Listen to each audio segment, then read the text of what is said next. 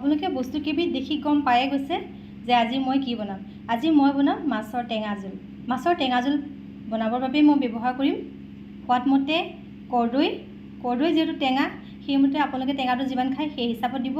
আৰু মই ব্যৱহাৰ কৰিম এটা সৰু পিঁয়াজ, কেইফুটামান নহৰু আৰু এটুকুৰা আদা আৰু দুটা কেঁচা জলকীয়া। বলক তেতিয়াহ'লে এতিয়া আমি আঞ্জা প্ৰস্তুত কৰোঁ। মাছৰ টেঙা জোল বনাবৰ বাবে মই এতিয়া প্ৰথমে মাছ কেইপিচ ভাজি লওঁ। মাছ কেইপিচ ভাজিবৰ বাবে মই এখন কেৰাহী গেছটো অন কৰি পাতি দিছোঁ। এতিয়া কেৰাহীখন গৰম হোৱাত তাতে জোখমতে মিঠাতেল দিম।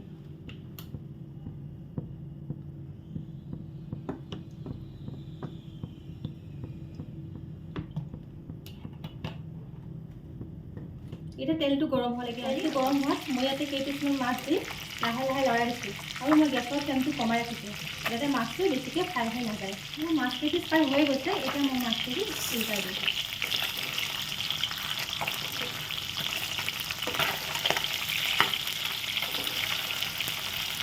মাছ কেইপিচ ভজা হৈ গ'ল। মই এখন পাত্ৰত ধুনীয়াকৈ কাঢ়ি লৈ সেই কেৰাহীখনতে এতিয়া মই মাছৰ জোলটো বনাবলৈ আগবাঢ়িছোঁ। মই তাতে অলপ পাঁচফোৰণ দিছোঁ।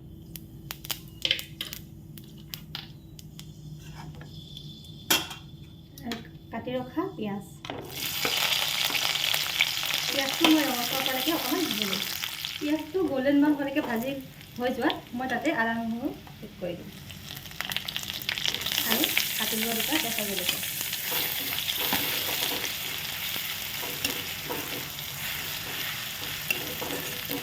আদা নহৰু কেঁচা গোন্ধটো যোৱাত মই ইয়াতে কৰ্দৈখিনি দি দিছোঁ।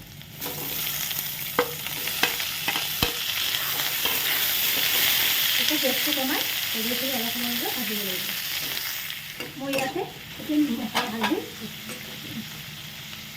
জোখমতে নিমখ দিলোঁ আৰু এচামুচ হালধি পাউডাৰ। যিহেতু টেঙাৰ জোল সেইবাবে মই আৰু অন্য মছলা ইয়াত ব্যৱহাৰ নকৰোঁ। এইদৰে লৰাই আকৌ ঢাকনখন মাৰি অলপ সময়লৈ ৰাখিব লাগিব। মোৰ কৰ্দৈখিনি ভজা প্ৰায় হৈয়ে গৈছে। মই ইয়াতে এটা উতলাই পিটিকি ৰখা আলু দি দিম।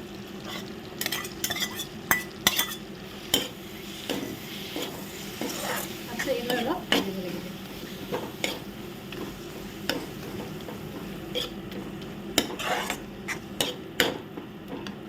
যিহেতু কৰ্দৈ আৰু আলু ভজা প্ৰায় হৈয়ে গৈছে গতিকে ইয়াতে মই এতিয়া উতলাই ৰখা গৰম পানী দিম। পানীটো আপোনালোকে নিজৰ আন্দাজ মতে দিব। আপোনালোক যিমানটো ডাঠ বা পাতল খায় সেই হিচাপত দিব পাৰে। পানীটো আন্দাজ মতে দি এতিয়া মই কিছু সময় উতলিবৰ বাবে ইয়াত কৰ্দৈৰ জোলটো ভালকৈ উতলি যোৱাত মই ইয়াতে মাছ কেইপিচ এপিচ দি দিম। তাৰপিছত মই আঞ্জাখন ভালদৰে উতলিব দিম যাতে মাছৰ মাজত কৰ্দৈ টেঙাৰ সোৱাদটো সোমাই যায়। এইদৰে অলপ সময়ৰ বাবে মই উতলিব দিম। মোৰ টেঙা জোল প্ৰায় হৈয়ে গৈছে। মই ইয়াতে কাটি ৰখা ধনিয়া পাত দিম। এই টেঙা জোল ডাঙৰৰ পৰা সৰুলৈকে সকলোৱে খাব পাৰে গতিকে যিহেতু ইয়াৰ কোনো অপকাৰিতা গুণ নাই। মোৰ টেঙা জোল প্ৰস্তুত কৰি হৈ গ'ল।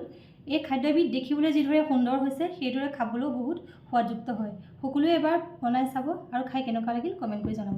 আজিলৈ আহোঁ, বাই বাই।